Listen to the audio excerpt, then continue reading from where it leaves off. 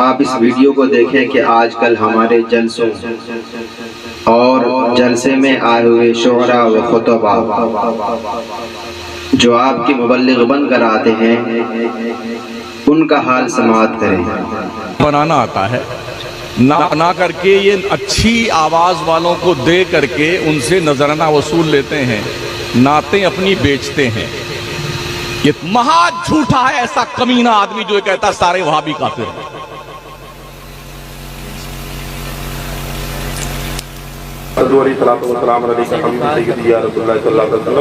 حضرات ابھی بیکل صاحب کا ذکر ہوا تھا تو بتایا تھا کسی نے، پتہ نہیں کس نے کہا تھا کہ بیکل صاحب، اجمل صاحب، جاوید صدیقی صاحب، یہ ہاں کس نے بھی کہا تھا، بہت اچھی بات کہی تھی۔ تو اب بیکل صاحب کے بعد جاوید صاحب کا بھی نمبر آتا ہے اور کوئی ایسی رات نہیں گزرتی ہے میرے علم کے مطابق کہ جہاں جاوید صدیقی صاحب کا کلام پورے ہندوستان میں نہ پڑھا جاتا ہے۔ بڑی میں نے حقیقت پر مبنی بات کہی ہے۔ اور دیکھیے کپتین بھائی، بھلے ہی مجھے ایک آدھ کلام کم پڑھوا دیجیے گا، لیکن جو بات مجھے کہنا ہے وہ کہوں گا۔ کل ہاتھ برہانکم ان کنتم صادقین، اگر تم اپنے دعوے کے ہو تو دلیل پیش کرو۔ قرآن کہتا ہے رات میں مفتی شمس الدین مکرانہ، اور میں سنو میں پٹھان ہوں، پٹھان، اور اگر ہمت ہو تو ایک بار میرے سامنے آ کر کے بات کر لینا۔ شیر کا بچہ ہوں، شیر کا، گیدڑ بھپکی ہم کو مت دینا۔ جاوید صدیقی صاحب کا نام لیا ہے اور یہ کہا ہے اس بیہودے نے، اس نے جملہ بیہودہ استعمال کیا ہے، میں بیہودہ در بیہودہ استعمال کرتا ہوں۔ اس بیہودے نے یہ استعمال کیا کہ جو نعت پڑھتے ہیں، جاوید صدیقی صاحب کا کلام پڑھتے ہیں، وہ جاوید صدیقی صاحب ان سے پیسے لیتے ہیں۔ خدا کی قسم میں ابھی جاوید صاحب کا ہی کلام پڑھنے جا رہا ہوں۔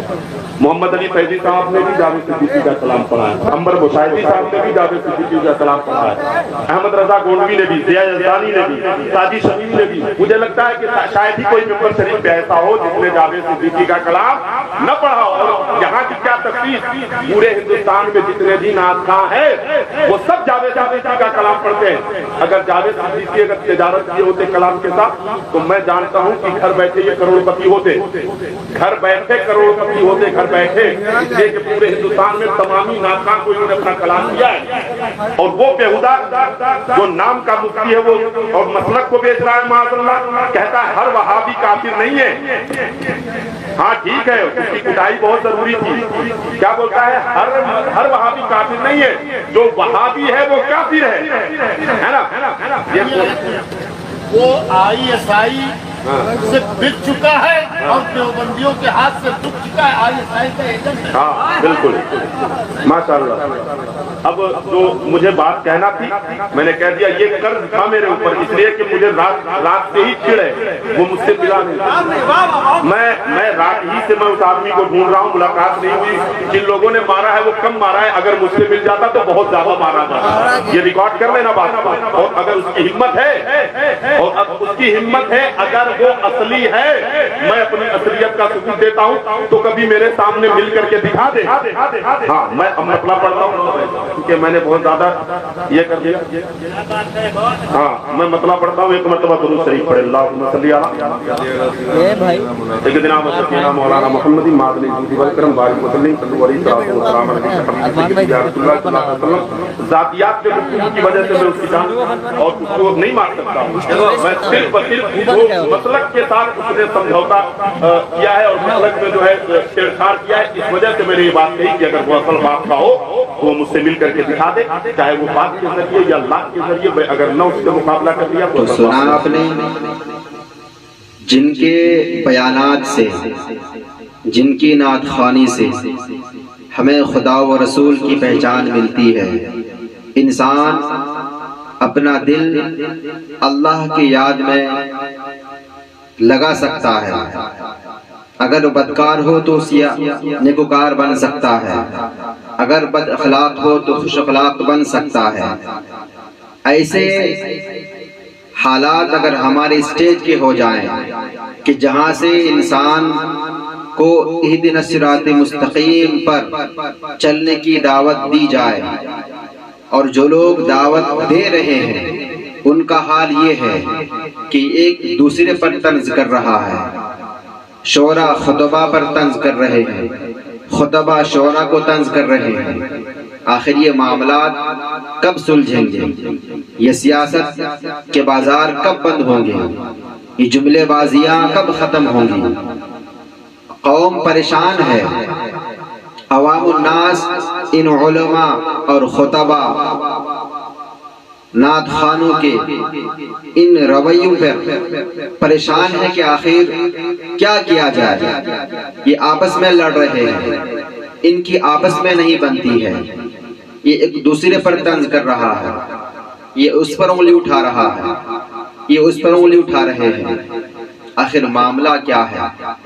افسوس کے ساتھ کہنا پڑتا ہے جو لوگ جلسہ کانفرنس منعقد کرتے ہیں، لاکھوں روپے خرچ کرتے ہیں، میں ان سے بڑے ہی ادب و احترام کے ساتھ بس اتنا عرض کرنا چاہتا ہوں، میرے پیارے، آج کل جلسوں اور بڑے بڑے کانفرنسوں میں کچھ نہیں رکھا ہے۔ اگر آپ صحیح معنوں میں دین کی بات سننا اور سمجھنا اور جانکاری لینا چاہتے ہیں تو اپنے اپنے مساجد میں بہتر سے بہتر خطیب و امام رکھیں جو ہر معاملات میں مہارت رکھتے ہوں، علمی معاملات ہو، عملی دنیا میں ہو، ہر طرح کے معاملات اس امام کے اندر موجود ہوں۔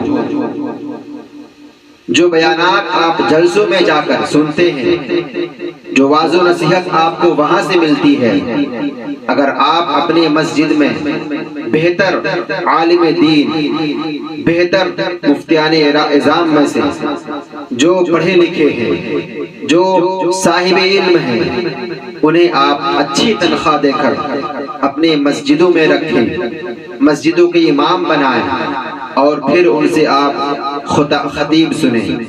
ان خطباؤں کی خطابت سن کر اگر آپ کا دل باغ باغ نہ ہو جائے تو پھر مجھے آپ جو کہیں مجھے قبول ہے۔ چونکہ میرے پیارے، ہم نے کبھی امام کو، مسجد کے امام کو ترجیح نہیں دی، انہیں کبھی بڑا سمجھا ہی نہیں، اور نہ ہی ہم کبھی یہ ہمارے خیال میں آیا کہ ہمارے مسجدوں کے امام اچھی تنخواہ پر آئیں، 10,000 15,000 20,000 30,000 تک ہم امام دے کر بلائیں اور پھر اس امام کی قدر کریں، اور قدر کرنے کے ساتھ اس امام کے بیانات کو سنیں۔ اگر آپ جو جلسے میں سن کر آتے ہیں، جو خطیب بیان کرتا ہے، اگر یہ آپ کے مسجد کا امام ان خطیبوں پر، ان خطیب کے بیانات پر اگر بھاری نہ پڑ جائیں تو پھر مجھے کہنا۔ ہم نے صحیح راستہ نہیں چنا ہے، ہم بس نام ولی کے لیے، واہ واہی کے لیے لاکھوں روپے خرچ کر دیتے ہیں، اور ہمارا حال یہ ہے کہ نہ ڈھنگ کے ہمارے پاس مدرسے ہیں، نہ ہمارے پاس کوئی اسکول ہے، نہ کوئی کالج مسلموں کے نام پر ہے، اور یہی وجہ ہے کہ ہمارے قوم کے بچے آج برباد ہو رہے ہیں۔ اور جلسوں کا حال یہ ہے کہ جو آتے ہیں خطیب بن کر، جو آتے ہیں شاعر اسلام بن کر، وہ ایک دوسرے پر طنز کر رہے ہیں، ایک دوسرے کو برا بھلا کہہ رہے ہیں۔ جب ان سٹیج کا حال یہ ہو جائے جہاں سے عبرت ملے، جہاں سے درس ملتا ہے، اگر وہ سٹیج ہی برباد ہو جائے تو پھر جو سٹیج سے پیغام ملے گا، لوگ اس پیغام کو کیسے اپنے ذہن میں لے کر اللہ و رسول کی بارگاہ تک پہنچ سکتے ہیں، چونکہ خود وہ دینے والے بیکار ہیں۔